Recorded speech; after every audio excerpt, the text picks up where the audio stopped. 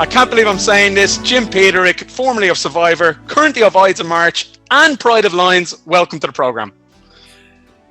Pleasure to talk to you, man. I heard you're a huge Survivor fan, and so am I.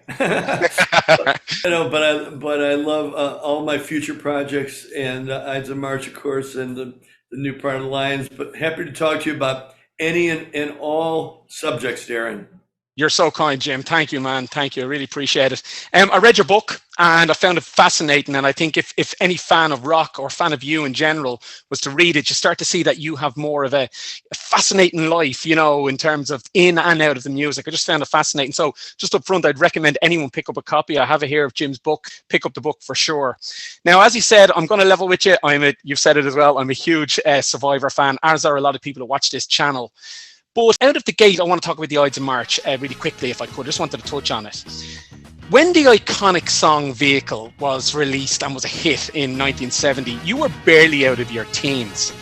But when you reformed the band in 1990, after a 17-year hiatus, you know, you came back to it with new experience, life experience. Was it strange to come back to a band that you were in so young when you were 40 years old at that point? Or was it like nothing had ever happened? Pretty much like nothing ever happened. I mean, we stayed friends throughout those, actually, it was more like 19 years, but that I was with Survivor as I check again. But man, we stayed friends throughout those years. I've known Larry, who just set me up here to record since third grade. Bob Bergman also since third grade. We were in Cub Scouts together. Mike, he played in the grade school band on drums. I mean, it's a family band. And so, you know, that hiatus we took, we still stayed in touch and still got together for dinner and just to jam a little bit. But of course, then when I put together Survivor, that was, you know, full time and pretty much. And then when I left Survivor in '96, man, I full speed ahead again with the old guys. I was actually 18 years old when I wrote and sang Vehicle. Just not even in out of my teens yet. And all the other guys were old men of 19 and 20. And we caught lightning in a bottle. And we still, every time we play that song live with the Ides, brings down the house. You know, there's something about that horn riff and the whole bit, you know? Well, Vehicle is such a smooth funk rock classic. The album itself is iconic, you know, for fans. And your voice is, you know, so controlled on it, as you mentioned, for such a young man. Do you see yourself as a songwriter and musician first and singer second? I think I'm kind of all even. It's all even, you know. I love getting up on stage and playing the star, you know, and singing my butt off or trying to. And that fuels my writing. It's that fan experience when I see the audience standing up. That gives me the motivation to go back to the laboratory and write hopefully another great song. Yeah. So they really work together. I can't do one without the other. I like to perform live and I love to write. I get you. The Ides of March are still playing live shows. So I'm going to throw a link below this video so people can check it out. You know, pick up a ticket if they're not all sold out. Go and watch Jim and the Ides. Jim, do you want to mention the new project as well with Pride of Lions, Toby Hitchcock as well? Do you want to touch on that a little bit before I get into the other stuff? Yeah, I would love to talk about the new Pride of Lions album, which drops, as the kids say, on the 15th of June this year. And I think it's one of our best. It's called Dream Higher. And Toby's at the top of his game. This is our 7th studio album, our 8th if you count the live album, Live in Belgium. But it's a terrific record. And the new single, if there is such a thing, Blind to Reason. Yeah. Cool. And there's a video out there now that you can view with Toby and I singing and these two young, cute teenagers falling in love. And, you know, it's a typical corny MTV style video. I love it. I love that. Yeah, so check out Blind to Reason.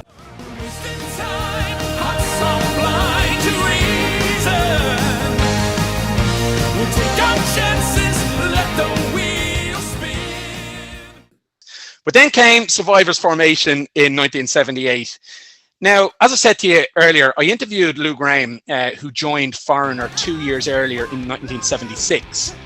And Steve Perry, a year later, and a year before you formed, joined Journey. They went in that direction. My question is, did you recruit Dave Bickler as a lead singer instead of you singing because you wanted a different kind of vibe of your own? Did you want that Foreigner and Journey kind of sound? I wanted a great singer who could sing notes that I couldn't hit way up in the sky. It's really funny, though, where I met Dave. Dave and I were earning extra money doing jingles. Right. We were in the studio, he was here on the mic, and I'm there, and I'm singing. We're singing together. Look out for the bull. Look out for the Schlitz malt liquor bull. And making a ton of cash. And we got to be friends. And he was the guy with the beret at the time. And between takes, he'd always be reading a sci-fi book in the corner. And the producer would go, Dave, come on, it's time to get to the mic. But anyway, we got to be friends. And when I decided, that I would love to put together what in my mind was the ultimate rock band, he was the first guy I thought of.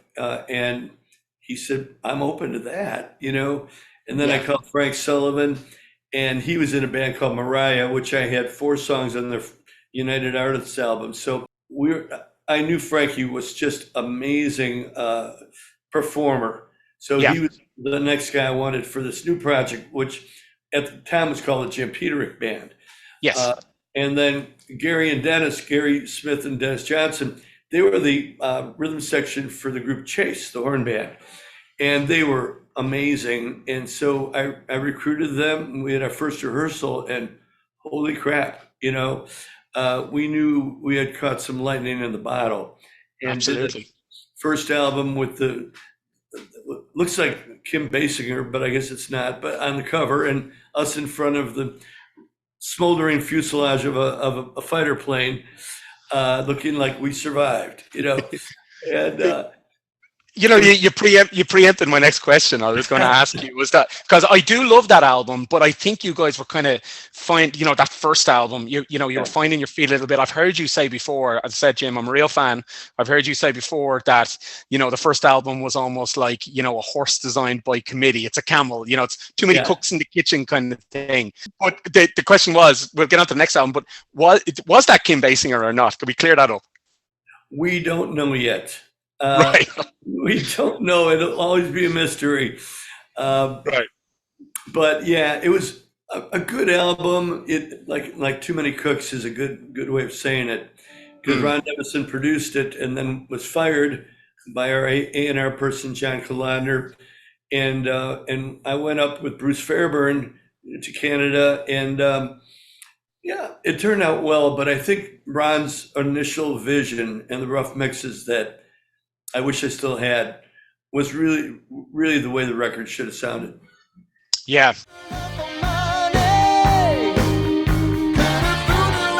I think you guys really started to hit your stride on the second record, Premonition, an album released 2 months before I was even born. It was released in October 81. I was born in December 81. You and Frankie are on, excuse my language, you and Frankie are on fucking fire here. It's just unbelievable. You guys, as far as I'm concerned, you're the Richards and Jagger of melodic rock at this point in the 80s. Unbelievable. My personal favorites are Chevy Nights and Poor Man's Son, which is an absolute belter.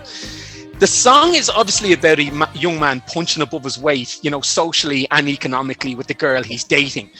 But there's a bit at the end of the song I love. It's in the last chorus. On the final chorus, there's the sound of this clanging, almost like a blue-collar worker pounding steel. Yeah. Was that for subconscious because he's a blue-collar worker, that clanging, or was that just a sonic thrown in on the production? I think that was just a sonic thrown in, but you're not the very first person who's mentioned that. And I thought it would be! All right, okay.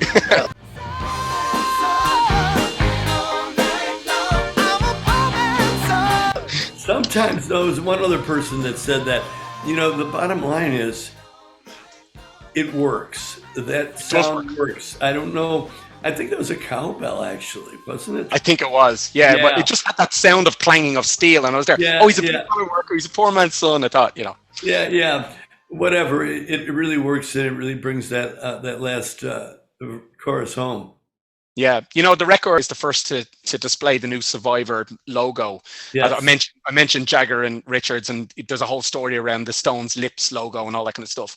Who designed the Survivor logo? Because it is so iconic. Yeah, I don't know his name. He was from the record company, Scotty Brothers.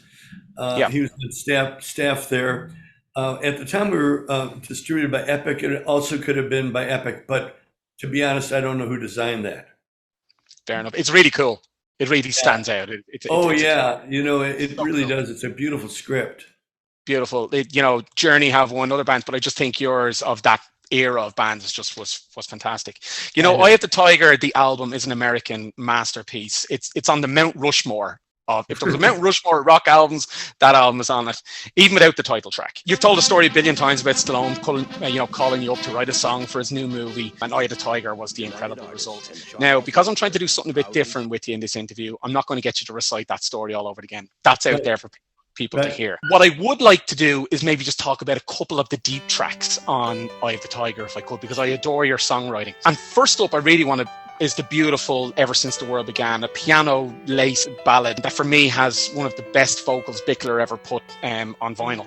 I fight back to tears every time I hear that song. I'll never know what brought me here, as if somebody led my hand. The song has a personal significance for you too.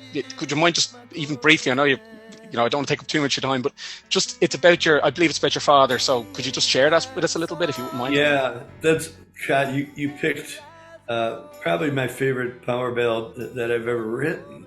Mine too. And just another piece of the puzzle. Just like how one life touches the other. So yeah, my dad was struggling. He had one heart attack, and then I went on the road, and he was in the hospital. I thought he was going to recover, and my wife calls, "You better come in." So I flew back in, and she picks me up, and I go, "Well," my wife goes, "He didn't make it," and I just broke down. We try to go as far as we can, and we have waited for this moment in time ever since the world. And thinking about it now, I just started writing the song. I kind of conflated two things. My dad, we have waited for this moment in time ever since the world began, which, he wanted to go further. He was 70 years old. Yeah. I'm 72, he just died way too young. And that song just meant so much to me, but I also was in love with a movie called It's a Wonderful Life. Yes. And that conflated into my thinking how one life touches the other is so hard to understand. That movie was very key in my inspiration of writing that song, combined with my father's passing. Yeah. And I don't know if you know this, but Tommy Shaw recorded that song as well. I was about to get onto that. One second, but I just think the way you write lyrics, and we'll get into it in a minute, Search is Over, and all sorts, particularly for the ballads, nobody's writing has ever, and I like a lot of music, nobody's writing ever touches me the way yours does. You just have such a beautiful, beautiful way with words, and Ever Since the World Began, it's astonishing. And the fact that it has such a deep meaning for you. My dad's still alive. I bring him to gigs. We go to the Eagles and all sorts. I think of him every time I hear that song. Yes. We have waited for this moment in time. Ever since the world began. Come on. You're right. And I do think of it, me and my dad were at the Eagles last year, and there was one point during Hotel California. I grew up, I created this channel because of my love for music, of what his albums, but he held my hand. I was 30 something and he was 60 something, and we were holding hands listening to Hotel California. And, it's just we would never do that normally, but in that moment, in that gig, it was just so beautiful, and that's what I ever. Yeah. It was natural, and you bonded naturally. Exactly. at that moment. Exactly. I never know what got me here. As if somebody led my hand. It seems I hardly had this. You did mention Tommy Shaw recorded the song in 1987 for his album Ambition. I think it was his third solo album. It's a good version, but I didn't like the saxophone he laid over the top of it. I wasn't too keen on that. I'm just curious, what's your thoughts on Tommy Shaw's version of Ever Since the World? Well, he got a few of the lyrics wrong, but Yeah. he that part was okay. And I give him credit for, I think it was Richie Canada on sax. Yeah. Give him credit to try to make it his own and reinvent it, Yeah. But anyone who is a fan of the original, it's hard to accept the saxophone on that song. Yeah. I agree. But an admirable job for sure. Yeah, agreed. I like it, but it doesn't touch Bickler's vocal or your arrangement. Just a couple of other songs I'll briefly call out. Hesitation Dance. I mean, wow. Frankie's guitar on that is just insane.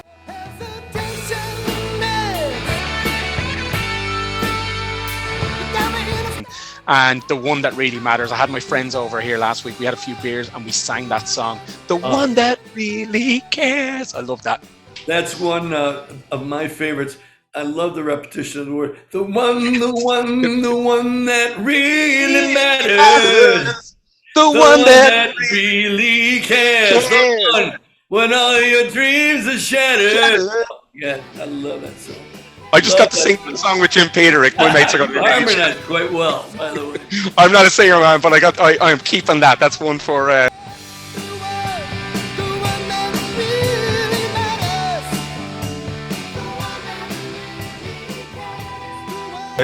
You and Frankie are spinning gold at this point. It's album after album, year after year. You're spinning gold. You guys were superhuman.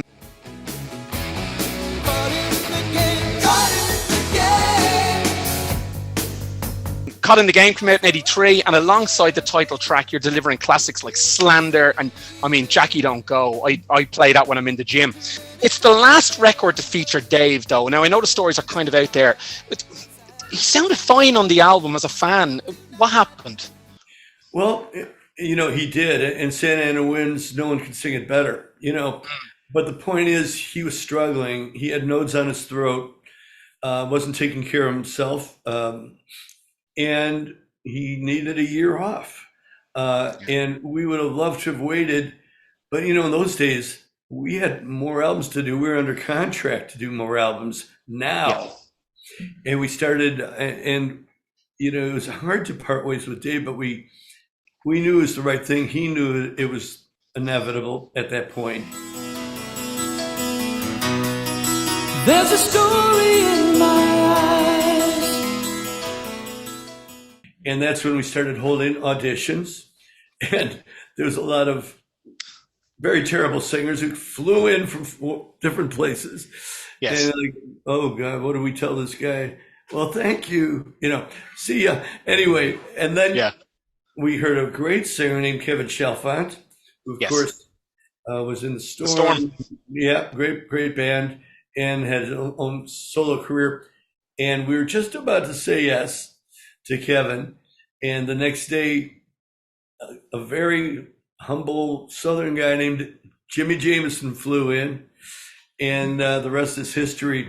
And Frankie and I had just finished a new song, Broken Promises.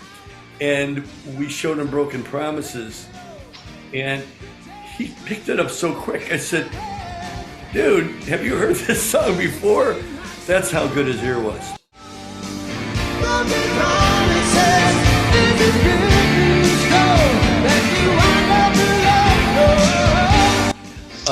and how good his voice was. We had this shitty PA.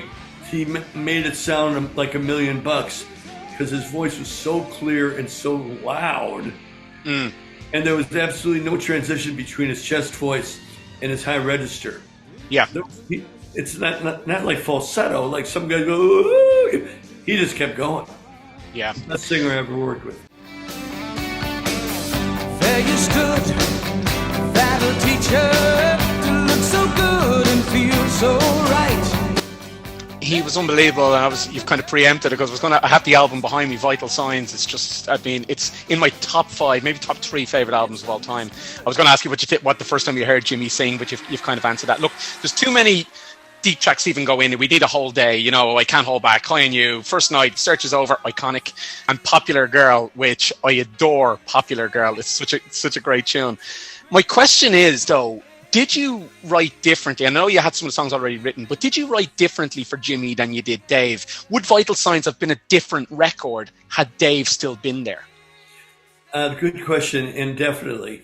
I always write for voices. Now, of course, you know, we already had a few songs that I was thinking, it's not going to be Dave, but I really want to find a guy that could really get up there. When Jimmy auditioned, I had songs that were tailor-made for him, like Broken Promises, like The Search Is Over.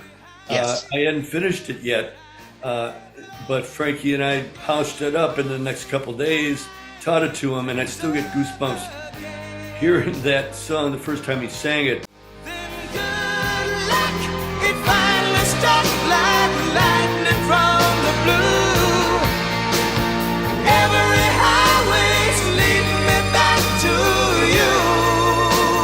And then flash forward to the studio when Ron Nevison was producing again, thank God, and what a great producer. And I was in the control room, Frankie was in the control room, and he sings The Search Is Over, and I was in tears, you know, and that's what Jimmy's voice could bring out of a person, and still does. Agreed. He's just so iconic, and he's so well loved by the AOR, melodic rock, arena rock community. There's just such a love for him. Summer and smoke, diamonds and dust, go where you will, do what you must. Those live shows around this time in Japan were just incredible. Now, from reading your book, I know there was a lot of tensions with Frankie. I don't want to go into all of that, but overall, do you look back on those shows fondly, because they were unbelievable to look at on the DVD? Oh yeah, I mean, all that survives. I mean, no matter what differences I had with any member of that band, you get on stage and it's all gone. You just are into the music and having fun. So I really do have mostly great memories of being with that band for 17, 18 years, whatever it was, and no regrets. There was some times when I was, you know, a little at odds. I read it. Yeah, you know the book. But no, yeah. No hard feelings. Everything happens for a reason, you know. Very briefly, the one song you didn't write for Survivor, and, you know, I said I was born in 81. As a child, I remember Karate Kid, The Moment of Truth. Again, I don't ask you all the obvious questions. I'm trying to steer clear of them. But was it Bill Conti or John Avildsen, who himself had a Rocky connection, that contacted you for Moment of Truth, or how did that come about? Yeah, it was, I think, my publisher sent it. And, you know, I listened to the demo, and yeah.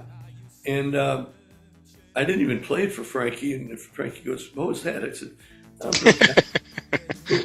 you know, Bill Conti wrote a song for the Karate Kid, wants us to do. Let me hear it."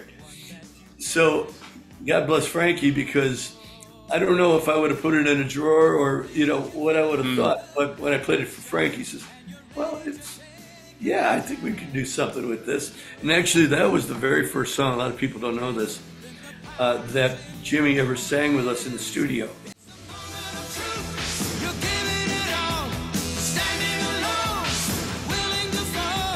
Right. And of course, it was produced by Ron Nevison, that track, so it sounded great. But when I heard Jimmy sing it, he made a good song great. And that's what a great singer can do.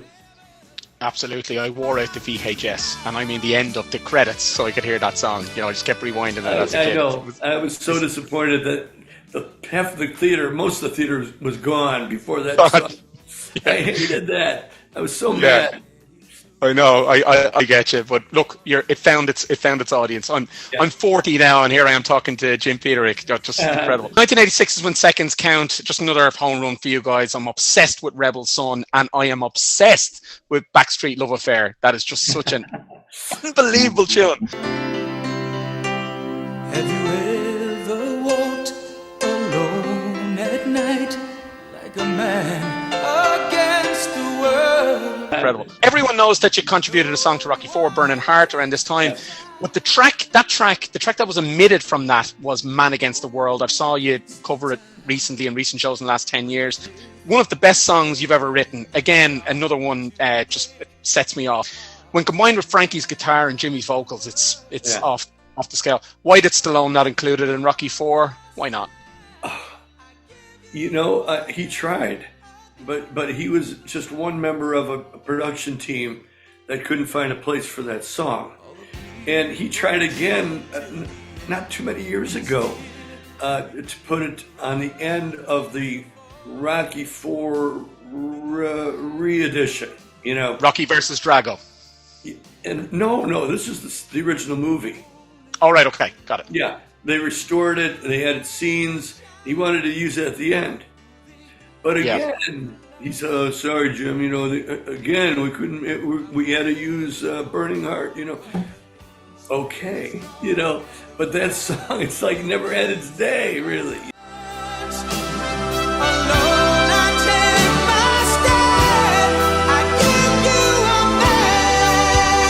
You know, it's one of my best power ballads ever. You know, I mean, Frankie and me, but wow.